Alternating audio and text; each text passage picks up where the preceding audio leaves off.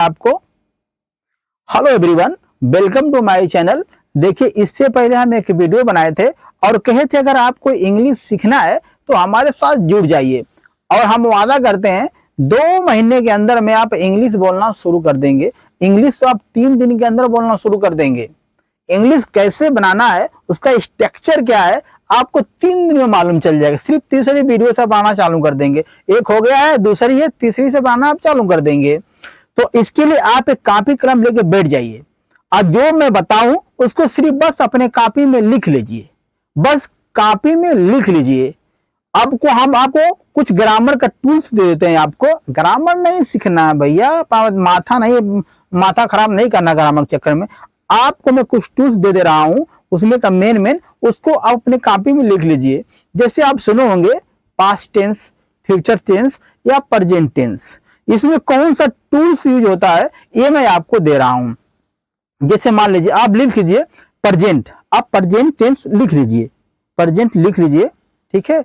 वर्तमान काल आप लिख लीजिए, आपने लिख लिया।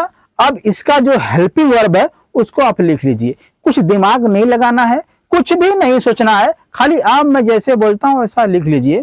प्रेजेंट टेंस का आप लिख लीजिए इज, एम आर, डू और डज और हैव और हैज। ये लिस्ट में देखो, लिस्ट से देख के आप लिख लो is, am are, do does, have has. ये हो गया प्रेजेंट का, ठीक है। ये प्रेजेंट का हेल्पिंग वर्ब है, इसको आप लिख के एक साइड में रखो। अब लिखो आप पास्ट टेंस का, लिखो पास्ट टेंस का आप हेल्पिंग वर्ब लिख लो डिड, वाज, वर। वर छोड़ दीजिए, आप 2 लिखिए, बस दो लिखिए, 2-3 लिखिए। डिड, वाज और हैड।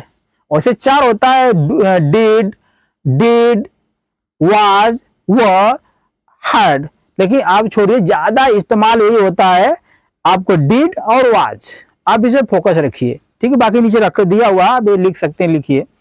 आप फ्यूचर के लिए लिख लीजिए, फ्यूचर के लिए विल और सेल। बस मेनली आपको एक ही यूज होता है पूरे इंग्लिश स्पीकिंग में।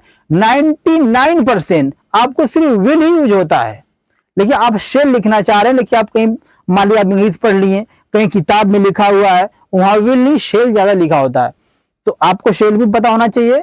Will, shall, will have to भी होता है, विल भी होता है। तो आप चारों को लिख लीजिए, will, shall, will be, will have to. आप इसको लिख लीजिए। उम्मीद करता हूं कि आपने तीनों टेंस का हेल्पिंग वर्ब लिख लिया होगा।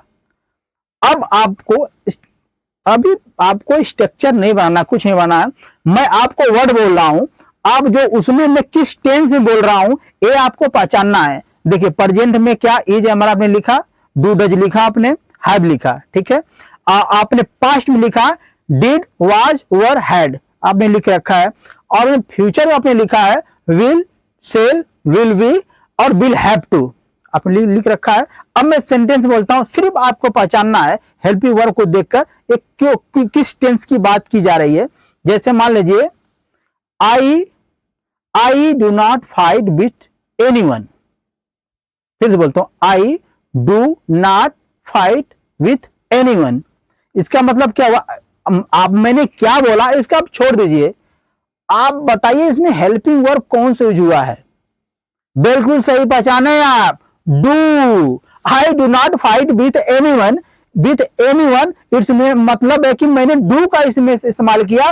कुछ हो ना हो, ये प्रेजेंट टेंस की बात है, ये प्रेजेंट टेंस की बात गई है, क्योंकि मैंने डू देखा और डू देख के मुझे मालूम चल गया कि ये प्रेजेंट टेंस में बात हुई। ये तो बात समझ में आ गई, ठीक है। अगर ये बोलूं she does not go with me, आप हेल्पिंग वर्ब पकड़िए इसमें, she does not go with me, कौन सा टेंस है? सही, डज आया इसमें। Do, does, is, am are, is, have, ये सब प्रेजेंट के हैं, तो वो हमारे साथ नहीं जाती है। She does not go with me, इसका मतलब है कि ये प्रेजेंट टेंस में बात हुई है। अब एक सेंटेंस और बोलता हूं मैं, सिर्फ आपको पहचानना है कि I did not eat Apple.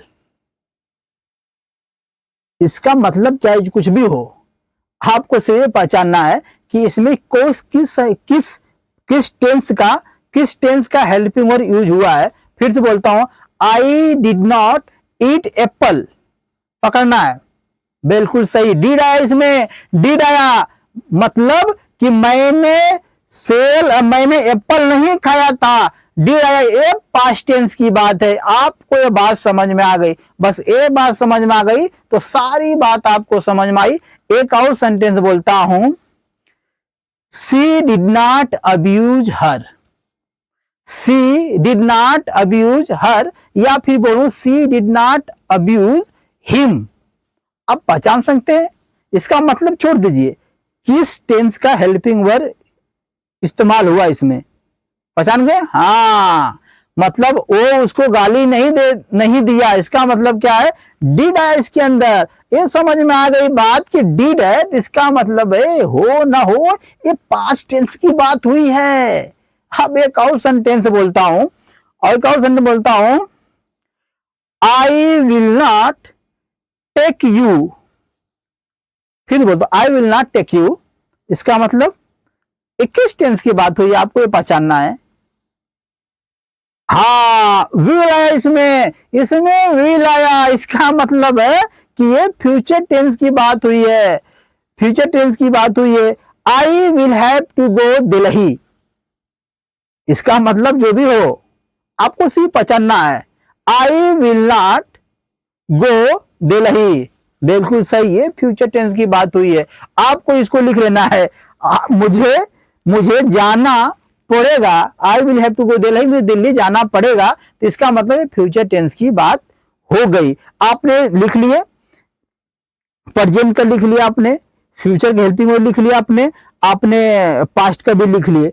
एक चीज और लिख लो, आप लिख लो, ये जितनी भी नीचे लिस्ट दिख रहा है ना, इसको मॉडल वर्ब बोलते हैं। मॉडल वर्ब बहुत बहुत जरूरी है, बिना मॉडल वर्ब का जो इंग्लिश है ना, इंग्लिश का सिंगार है ये।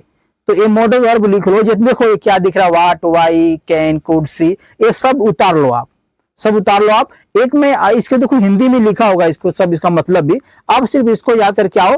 अगली वीडियो में, सिर्फ अगली वीडियो से मेरा वादा है कि आप इंग्लिश बनाना शुरू कर दोगे, इंग्लिश बोलना शुरू कर देंगे आप, ग्रामेटिकली करेक्ट इंग्लिश बोलेंगे आप, कोई इसमें जो ढोल डाल नहीं चलेगा।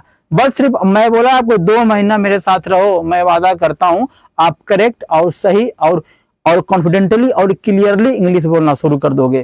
तो मेरा नेक्स्ट वीडियो आएगा इसके बाद, उसमें हम इंग्लिश को अब जोड़ेंगे, अब इंग्लिश को हम जोड़ेंगे। हमको तो बेस अब पकड़ लिया हमने, अब कैसे इन सबको मिलाना है मैं आपको सिखाऊंगा, सिर्फ 2 महीना। तब तक के लिए मिलते हैं,